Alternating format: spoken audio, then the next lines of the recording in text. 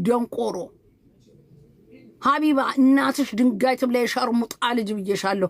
በጉራጌ ከመጣሽ ሪስፔክት አላረግሽም። ወተሽ ይቅርታ ጠይቂ። አንቺ ሸርሙጣ ልጅ ያንቺ አባት እናቱ ሞተው ሱቅ ሊከፍቱ ይችላሉ። ስለ አባትሽ አውሪ። ጉራጌ እያልሽ ማውራታችን አንቺ ብስብስ ግራ ይገባሽ።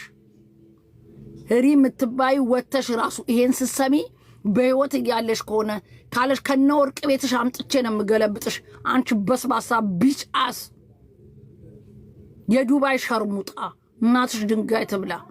እዛ ዱባይ ተቀምጣችሁ ማታ ማታ ሞሟችሁን ትቸረችራችሁ፣ ቀን ቀን ሱቅ ቤት ትሰራላችሁ። ግማታ የምን አባሽ ቤትኛው ሞራላችሁ ነው ቁጭ ብላችሁ ስለ ጉራጌ የምታወሩት?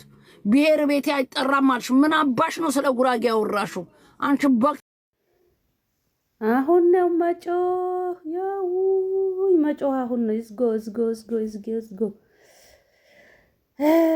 ሮሚ እህታችን ልካቸው ነው የነገረቻቸውን ነገር ግን የሰው ልጅን በዚህ ልክ አይወርድም ማለት እነሪም እነ ሀቢባ ጉራጌ ሙስሊም ለመጀመሪያ ጊዜ እንዳንቺ ካርፍቶ ሃይማኖቱ ግራ ይገባው አንቺን ያየ ነው። የጉራጌ ሙስሊም በታምር አይደረደርም። ጥንባታም ወይ ጃብሽነ ግራ ይገባሽ እከካም የለቅሶ ክርስቲያን ጋቶኛልሽ ግራ ይገባሽ ግራ ይገባሽ ጉዳማ አንቺ እና ይሄ ሙስሊሙን ሲሰርቡሽ ከሙስሊም ጋር ጣላለሁ፣ እዚህ ጋር ሲሰርቡሽ ከነጃብ ጋር ጣላለሁ። አንቺ ወቅት ማለት ነው ብለሽ ብሔር አይጠላም ቤቴ። ስለ ጉራጌና ጉራጌ ብሔር መሆኑን ረሳሽ አንቺ ጠንጋራ ይቅርታ ጠይቁ። ስድ ባለጌ እናትሽ ከመጨረሻ ድረስ አዳምጣችሁ እናንተ ኮሜንት ላይ አያስቱ መሳደብ ሙስሊምን ያዋረሽ ብሔር ምናምን አትጡ ማለት ለመሸቀል ነው። አዎ ሁሉም ብሔር ሰብስበው መሸቀል ሽቀላ ላይ ናችሁ።